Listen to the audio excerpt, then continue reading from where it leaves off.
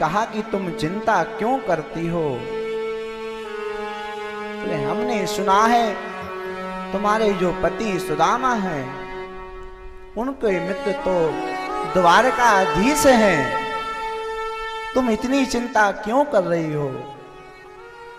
उनको आप अपने स्वामी को अपने मित्र के पास पहुंचा दो और उनसे धन व्यवस्था जो भी है वो व्यवस्था वो मांग लें। हमने सुना है कि तुम्हारे जो पति हैं उनके बचपन के वो सखा हैं और द्वारकाधीश के पास जाएंगे तो वो सब कुछ दे देंगे।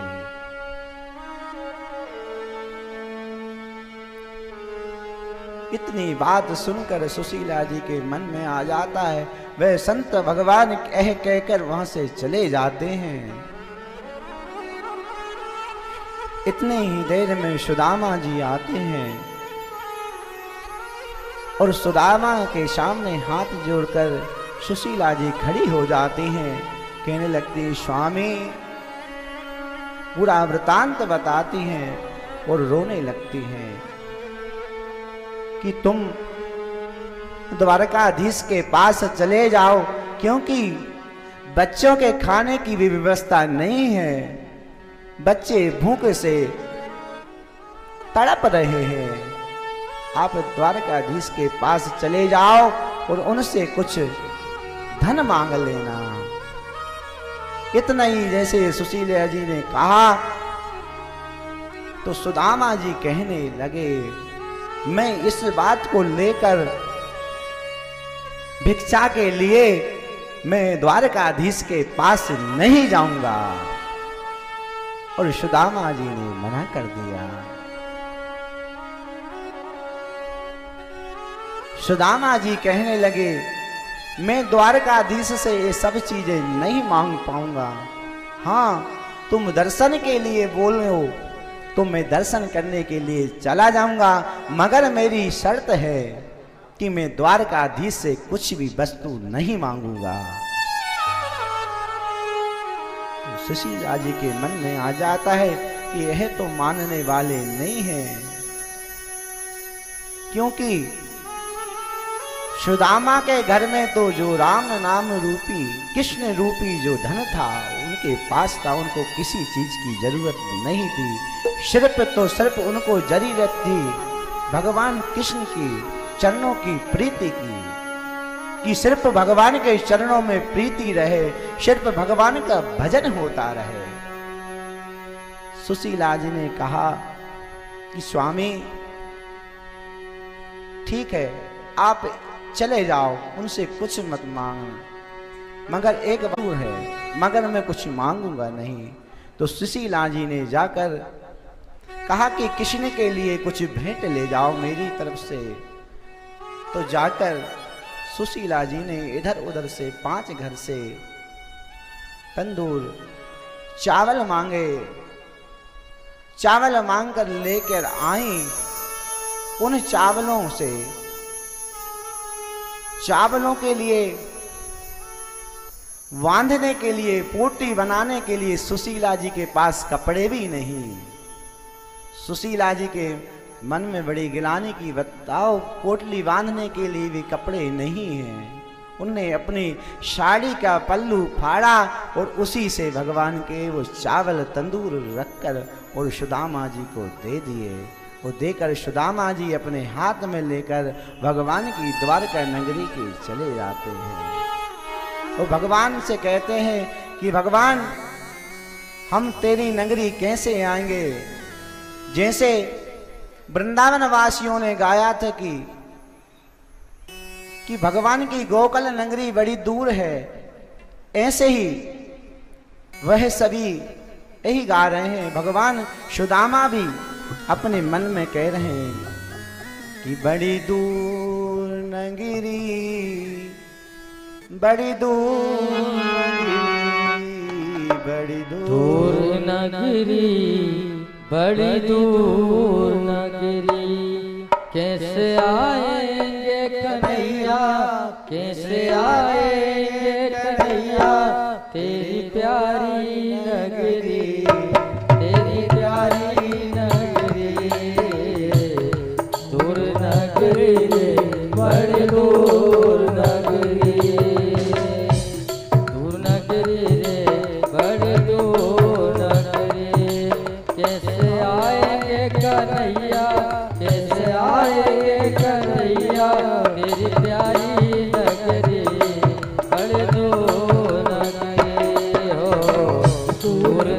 नगरी बड़ी दूर नगरी।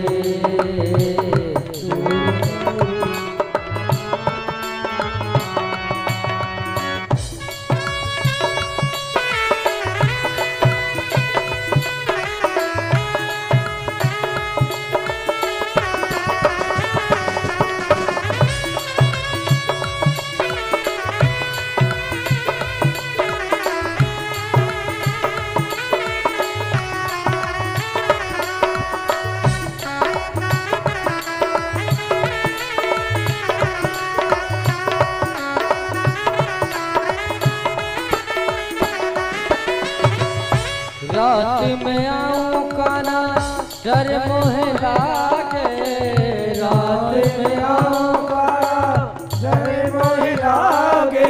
ओ रात में आऊं काना डर मोहे लागे, रात में आऊं काना डर मोहे लागे। ओ दिन में आऊं तो काना, दिन में आऊं तो देखे सारी नगरी नगरी बड़ी दूर नगरी, बड़ी दूर नगरी।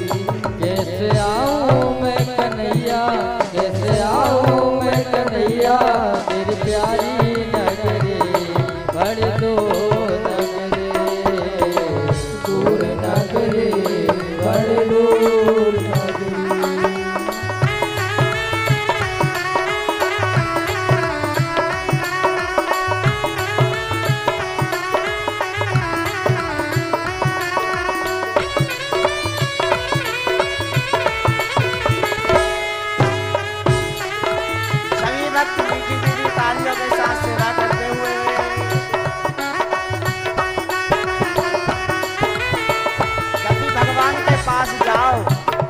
भगवान से सिर्फ यही मांगो।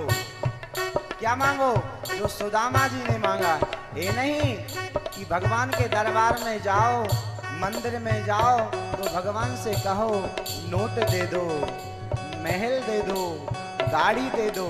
नहीं, भगवान से सिर्फ ये मांगो कि भगवान आपके चरणों में हमारी प्रीति होती रहे, आपके चरणों में हमारी प्रीति होती रहे। बस यही मांगो।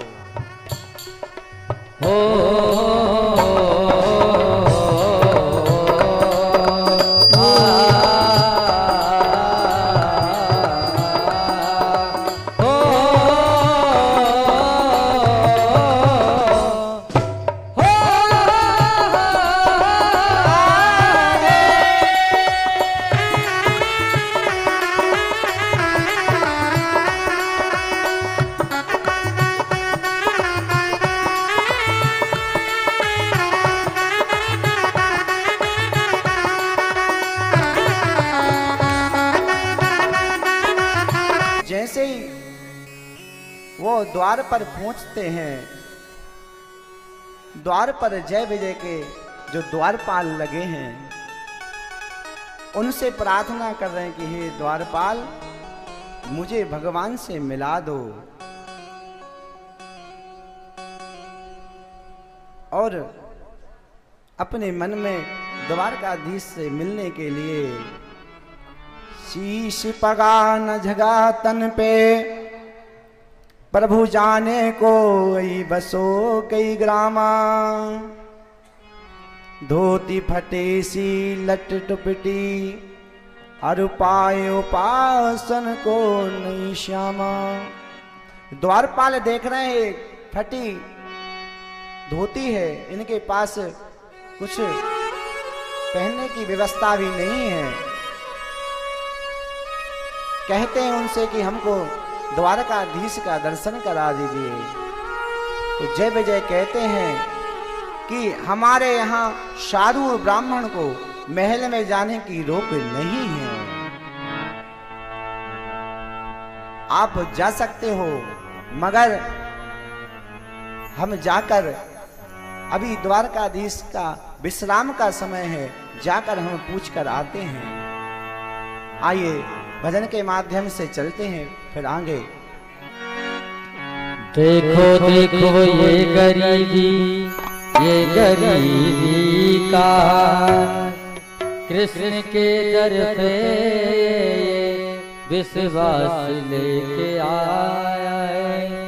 मेरे बचपन का यार है मेरा श्याम, यही सोच के मैं आस लेके आया हूँ।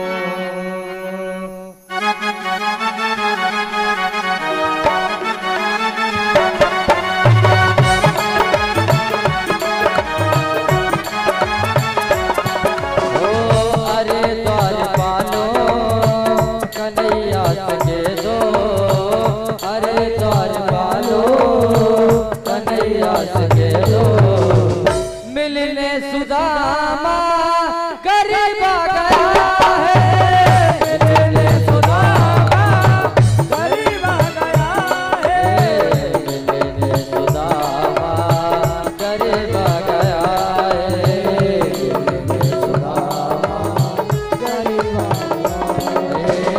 भटकते भटकते न जाने कहाँ से, भटकते भटकते न जाने कहाँ से, तुम्हारे महल के करीब आ गया है, तुम्हारे महल के करीब आ गया है, ओ तुम्हारे महल के करीब आ गया है, तुम्हारे महल के करीब आ गया है। ओ अरे द्वार पालो कन्हैया सके दो, अरे द्वार पालो कन्हैया सके दो, ओ दर पे सुदामा गरीब आ गया है, दर पे सुदामा बराबर में अपने सुदामा बिठाए, बराबर में अपने सुदामा बिठाए, चरण आंसुओं से श्याम ने धुलाए हो, चरण आंसुओं से श्याम ने धुलाए हो।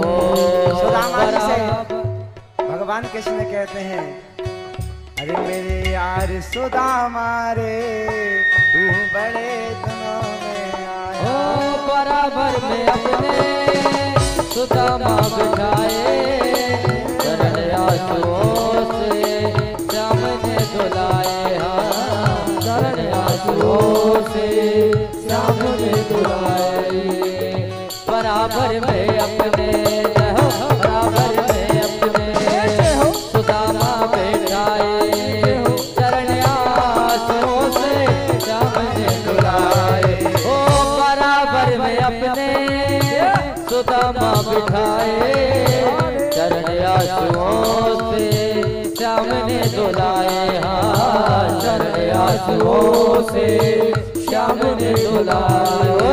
बोले वहां के बिहारी लाल की जैसे ही सुदामा जी द्वारकाधीश के यहाँ पहुंचते हैं, रुक्मणी जी सुदामा जी को चवर डुला रही हैं। सभी जो भगवान की पत्नियां हैं सभी उनका स्वागत में लगी हैं। भगवान ने सुदामा के लिए 56 भोग प्रसाद बनवाया है, भगवान ने सुदामा जी को पवाया है, और सुदामा जी के स्वागत में सभी एक एक कर सभी उनकी पत्नियां आती हैं, उनका प्रणाम करते हैं, स्वागत करती हैं। भगवान कहते हैं कि सुदामा मैं तो ब्राह्मणों का बड़ा,